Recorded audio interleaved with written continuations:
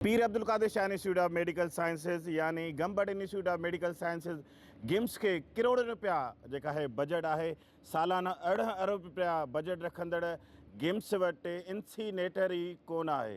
ही मुझे पोयों जेका तव्हांखे नज़र अचे थी इहा वेस्टेज है जेका मुख़्तलिफ़ वार्डन में खणी करे हिते उछली वञे थी ऐं हिन में सिरिंज भी मौजूदु आहिनि उन सां गॾु निडल्स भी मौजूदु आहिनि ऐं हिन खां अलावा ब्रिज ते पिणु अहिड़ो गिंद किचिरो पियो आहे जंहिंजा फुटेज तव्हां स्क्रीन ते ॾिसी सघंदा आहियो। अॼु खां 1.5 महीनो अॻु में सीपा पारां हिकिड़ी रिपोर्ट पधरी कई वई। सीपा चयो त सीपा पंहिंजी रिपोर्ट में लिखियो त गिम्स वटि सीपा जो लाइसेंस ई कोन आहे। लाइसेंस खां सवाइ इस्पताल पंहिंजो वेस्टेज जनरेट नथी करे सघे पई।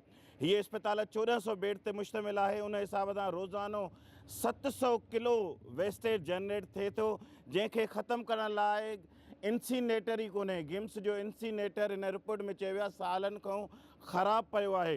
रिपोर्ट में ख़दशो ॾेखारियो वियो आहे त सिरिंज री यूज़ थियनि थियूं ऐं सर्जिकल वेस्टेज ओपन ग्राउंड में उछलियो वञे थो जेको इंतिहाई ख़तरनाक आहे। अहिड़ी रिपोर्ट अचण खां पोइ जेको आहे एमपॉक्स वारो वायरस बि ज़ाहिर थियो जंहिंखां पोइ जेको आहे मिनिस्टर हेल्थ डॉक्टर अज़रा फचल पेचियो जी हिदायत ते जेको आहे infection protection and control unit हिकिड़ी ऑडिट कई जंहिंजी अॻुवाणी HOD आगा खान इस्पताल HOD SIUT ऐं PDSRU जी जेका टीम आहे उन्हनि हीअ ऑडिट रिपोर्ट कई आहे। उहा बि स्क्रीन ते तव्हां ॾिसी सघंदा हूंदा।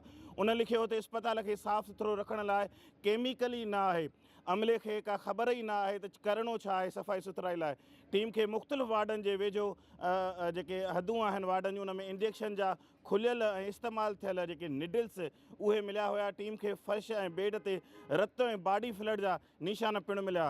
उन्हनि पंहिंजी रिपोर्ट में लिखियो आहे त उन करे हद खां वधीक जेको आहे इन्फेक्शन फैलिजे थो। इस्पताल में फार्मास्ट हूंदे बि मल्टीपल डोज़ इस्तेमालु कया वञनि था जेके मुख़्तलिफ़ इन्फेक्शन जो सबबु बणिजनि था। हीअ रिपोर्ट 1.5 महीनो अॻु में जेको आहे मिनिस्टर हेल्थ समेत लाॻापियल सिहत जी शोबनि खे मोकिली वई। उन खां पोइ बि हिन वक़्त ताईं इंसीनेटर गिम्स इस्पताल में बहाल न थी सघियो आहे। साॻियो ई जेका वेस्टेज आहे उहा हीअं ई रस्तनि ते उछलाई वञे थी ऐं गॾोगॾु जेका इस्पताल जे आसपास वारे रोडनि ते पिणु पई आहे।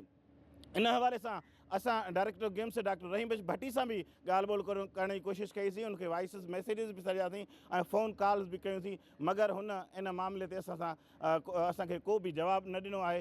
हीअ रिपोर्ट 1.5 महीनो अॻु में ज़ाहिर थी जंहिं करे जंहिंमें लिखियो वियो त जेके मामला आहिनि उहे हद खां वधीक जेके इन्फेक्शन थिए थो उन में उन्हनि पंहिंजी रिपोर्ट्स में फाइंडिंग ॾिनियूं आहिनि मगर हिन वक़्त ताईं जेको आहे उहा इंसीनेटर मशीन ठही न सघी आहे या ॿी न अची सघी आहे। इस्पताल जी 18 अरब रुपया बजट आहे मगर जेको आहे इस्पताल खे वेस्ट जनरेट करण लाइ इंसीनेटर कोन आहे ऐं जेके सामान जेको इस्पताल में जनरेट थिए थो किन किचिरो उहो ईअं ई रोडनि ते पियल आहे।